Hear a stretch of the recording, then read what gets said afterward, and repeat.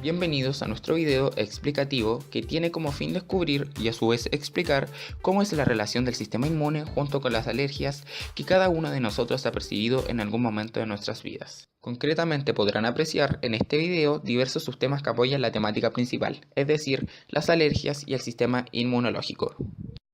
El tema de la alergia es muy importante hoy en día ante la sociedad, ya que muchas personas tienden a desarrollar una de ellas, ya sea por genética o por exposición prematura a sustancias que pueden funcionar como alérgenos, es decir, por hipersensibilidad de las personas.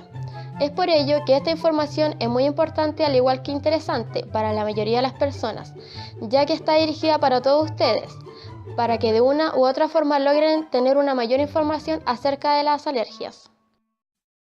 Nuestra primera incógnita establecida y a aclarar es precisamente ¿qué es o cuál es la función del sistema inmunológico? La función del sistema inmunitario es mantener las infecciones de microorganismos, tales como determinadas bacterias, virus y hongos, fuera del cuerpo y destruir cualquier microorganismo infeccioso que invada el cuerpo. El sistema inmunitario está formado por una red compleja y vital de células y órganos que protegen al cuerpo de las infecciones. Más allá de toda explicación acerca de cómo funciona el sistema inmune en relación a este mismo, es que explicaremos más en profundidad cómo es el funcionamiento de este pero ante las llamadas alergias. ¿Qué es una alergia? ¿Cómo se produce? Son muchas incógnitas y dudas que de cierta forma las más principales trataremos de explicar. ¿Qué es la alergia? La alergia es una reacción del sistema inmunológico de nuestro organismo que reconoce como extraña una sustancia que se denomina alérgeno o antígeno. Las reacciones pueden ser muy variadas y los alérgenos casi de cualquier tipo. ¿Cómo se defiende nuestro cuerpo? Nuestro sistema inmunológico intenta proteger nuestro organismo del invasor, es decir, el alérgeno, y para ello produce unos anticuerpos llamados inmunoglobulina E, específicos para cada alérgeno. Estos anticuerpos estimulan unas células llamadas mastocitos que en ese momento liberan histamina. La histamina contiene sustancias químicas que son los causantes de las reacciones alérgicas. Por eso, los medicamentos que se recomiendan para aliviar los síntomas de las alergias se denominan antihistamínicos, que reducen el nivel de histamina en la sangre. ¿A qué nos hacemos alérgicos? Nos podemos hacer alérgicos a muchas de las cosas que nos rodean. Basta con que nuestro organismo las reconozca como extrañas, es decir, que no forman parte de nuestro cuerpo. Las sustancias que causan alergia se llaman alérgenos. ¿Qué son los alérgenos? Los alérgenos son moléculas capaces de estimular nuestro sistema inmunitario para que genere unos anticuerpos especiales, IgE. Una vez que se han formado estos anticuerpos, el alérgeno, en un nuevo contacto con el organismo, se unirá a los anticuerpos y ambos iniciarán la reacción alérgica. Por lo tanto, una sustancia es un alérgeno en función de la respuesta que nuestro organismo desarrolle contra él. La respuesta del organismo a un alérgeno es compleja y está influida por múltiples factores. La susceptibilidad propia a la persona a ser alérgico, el ambiente que lo rodea y las características propias de la sustancia, es decir, el alérgeno. ¿Qué moléculas pueden ser alérgenos? Los alérgenos suelen ser proteínas, a menudo glicoproteínas, moléculas compuestas por una proteína y uno o varios hidratos de carbono, o lipoproteínas, es decir, proteínas que transportan los lípidos o grasas. Excepcionalmente, algunos hidratos de carbono, es decir, azúcares, pueden también generar anticuerpos, funcionar como alérgenos y provocar reacciones alérgicas. Generalmente, los alérgenos deben ser relativamente grandes para poder provocar alergia, pero en ocasiones algunas moléculas pequeñas también lo hacen. ¿Cómo reconoce el organismo los alérgenos? El organismo reconoce los alérgenos a través de sus anticuerpos especiales, IgE.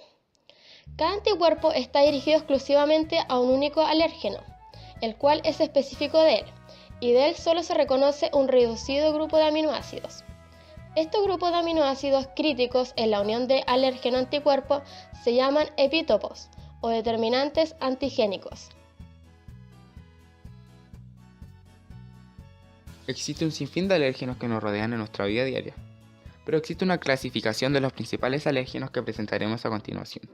La primera categoría son los alérgenos inhalados, es decir, transportados por el aire, que se subdividen en alérgenos del exterior y del interior. Del exterior pueden ser tanto pólenes, que se encuentran en árboles, malezas o hierbas, o los mismos mohos, tales como la alternaria o cladosporium. Y los del interior pueden ser tanto ácaros, hongos, las mismas mascotas o insectos. Otra categoría son los alérgenos ingeridos, donde están los alimentos, claramente. La primera categoría son los alimentos vegetales, tales como frutas, legumbres, hortalizas, frutos secos, cereales, etc. Y por otro lado están los alimentos animales, tales como la leche y derivados, huevos, pescados, mariscos, carne de vaca o de ave. Otra categoría son los alérgenos inyectados, que principalmente vienen de las picaduras de los insectos, que se subdividen en los himenópteros, tales como los ápidos o las véspulas, que principalmente están las abejas dentro de estas, o simplemente a otros tales como las garrapatas. Otra categoría son los alérgenos por contacto, tales como el látex o los cosméticos, o simplemente a otros tales como los medicamentos o los mismos parásitos. ¿Cómo nos protegemos de los alérgenos? El alérgeno actúa de forma diferente dependiendo de la vía de entrada a nuestro organismo. Inicialmente conecta con nuestras barreras naturales.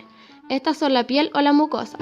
Las barreras están encargadas de protegernos de las agresiones del exterior y tienen la misión de mantener el medio interno a salvo. Mantienen las partículas fuera del organismo, por lo tanto actúan como obstáculos físicos. En segundo lugar, debajo de estas barreras naturales, es decir, las mucosas y la piel, se encuentran diferentes células del sistema inmunitario, estandartes de la defensa del organismo, que al reconocer las moléculas extrañas las destruyen y las rechazan. La integridad de estas barreras y el tipo de las células del sistema inmunitario que se encuentren cercanas a la puerta de entrada serán muy importantes para que puedan generar o no los anticuerpos frente a los alérgenos que lleguen y en definitiva logren provocar la reacción alérgica.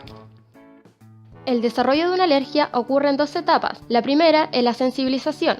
Cuando una persona se expone por primera vez a un alimento, puede ocurrir incluso antes del nacimiento. El alimento puede desencadenar que las células del sistema inmunitario produzcan grandes cantidades de IgE para este alimento. La segunda etapa es la reacción. Una vez que está sensibilizado, incluso una mínima cantidad de este alérgeno puede producir una reacción alérgica, al activar el sistema inmunitario produciendo los síntomas alérgicos.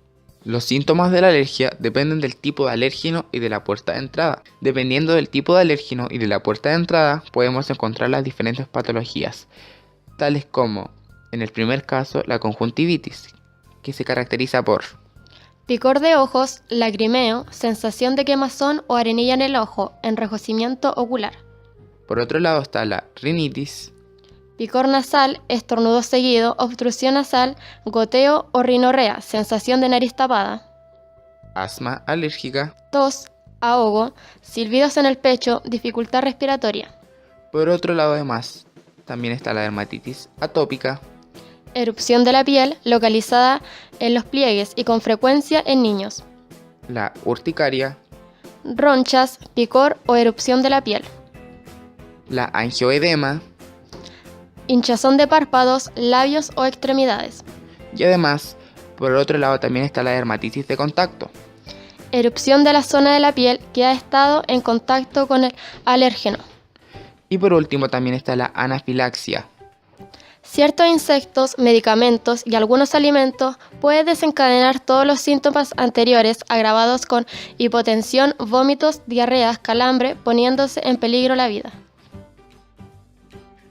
Los medicamentos que se pueden utilizar para tratar las alergias abarcan antihistamínicos, los cuales son cápsulas y pastillas, gotas oftálmicas, inyección, líquidos y aerosol nasal.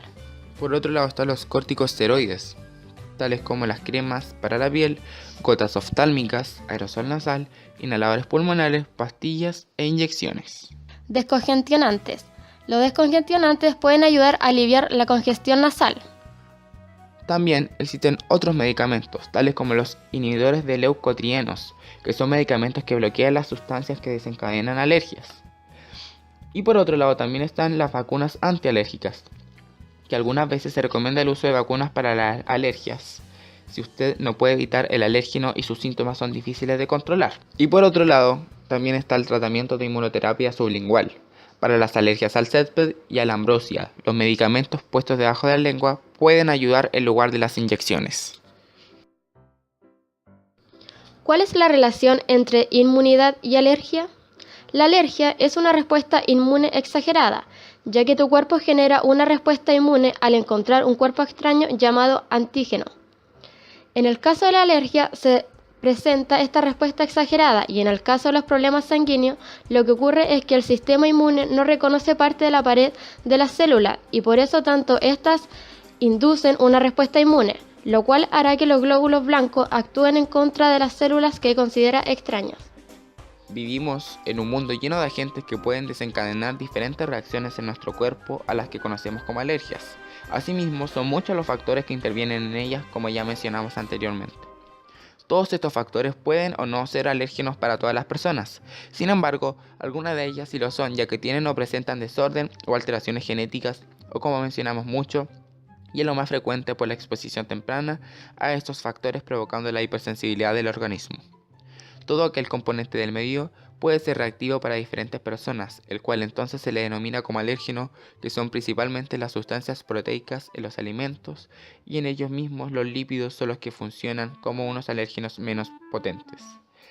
La exposición a todos estos factores nos puede conllevar a desencadenar una reacción alérgica que, como mencionamos, pueden ser presentadas mediante unos signos y síntomas diferentes en cada una de ellas, las cuales pueden ser perceptibles o no.